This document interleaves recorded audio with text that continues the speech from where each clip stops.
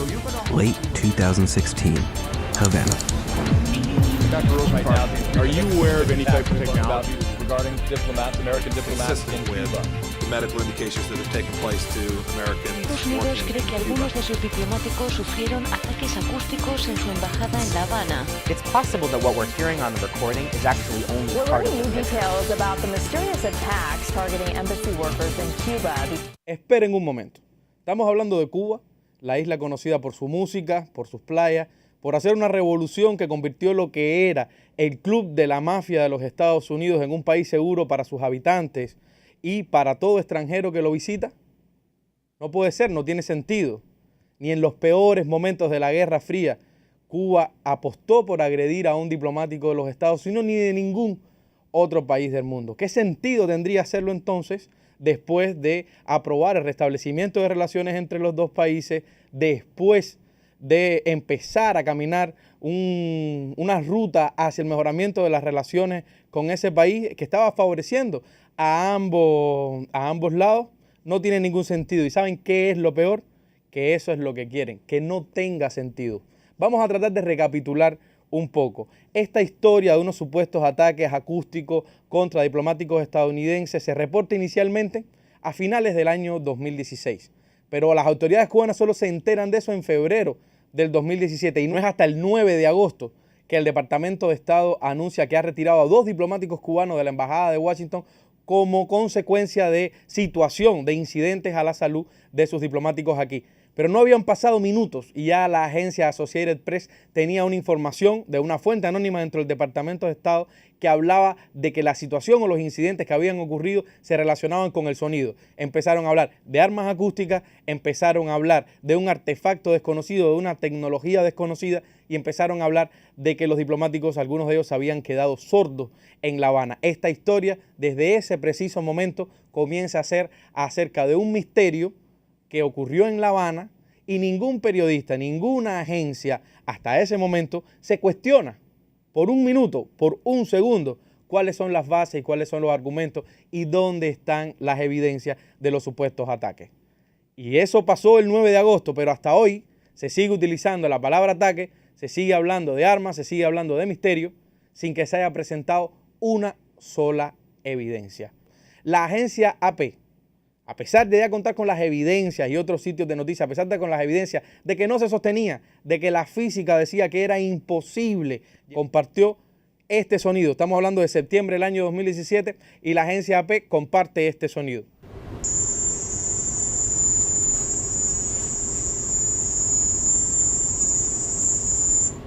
¿Usted se ha quedado sordo? Yo tampoco. Pero nos hicieron creer durante días que estábamos en realidad escuchando la supuesta grabación que había dejado sordos a los diplomáticos estadounidenses. No es para reírse. Al principio, cuando había tiempo para broma, en La Habana, en Cuba entera, se comentaba que lo más parecido que teníamos nosotros a un arma acústica era esto.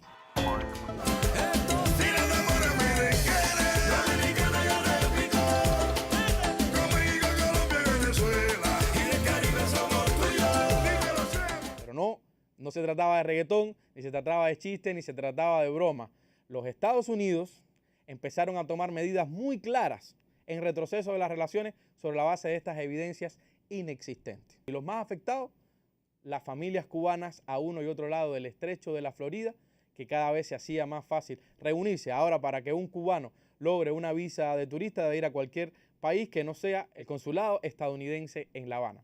Ahora, para que un cubano pueda viajar a los Estados Unidos, incluso de turista, puede hacer los trámites y las gestiones en cualquier consulado del mundo, excepto el que le queda más cerca, el consulado de La Habana, que se mantiene cerrado a causa de las medidas unilaterales tomadas por el Departamento de Estado.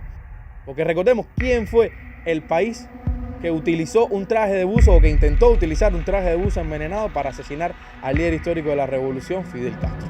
¿Quién fue el país que introdujo enfermedades, incluido el dengue hemorrágico, que por la causa que murieron decenas de niños cubanos? Y son estos planes lunáticos, estas ideas lunáticas, solo se le pueden ocurrir a los Estados Unidos.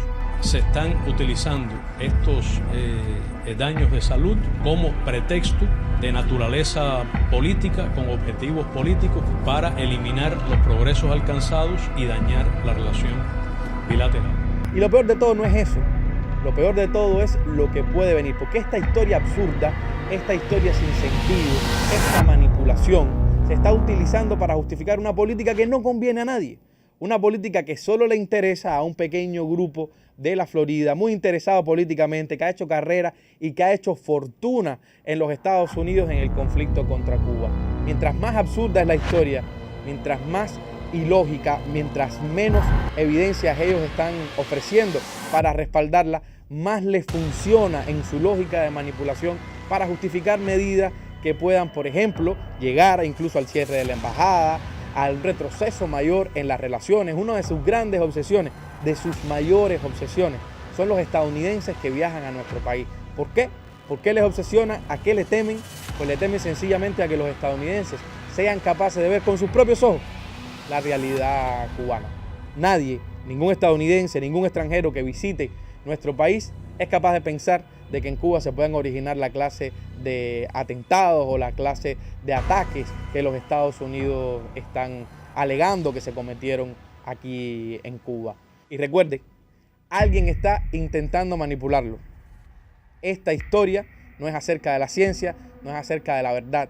Esta es una historia acerca de la manipulación y los intentos de que Estados Unidos aplique una política contra Cuba que no es popular en su propio país.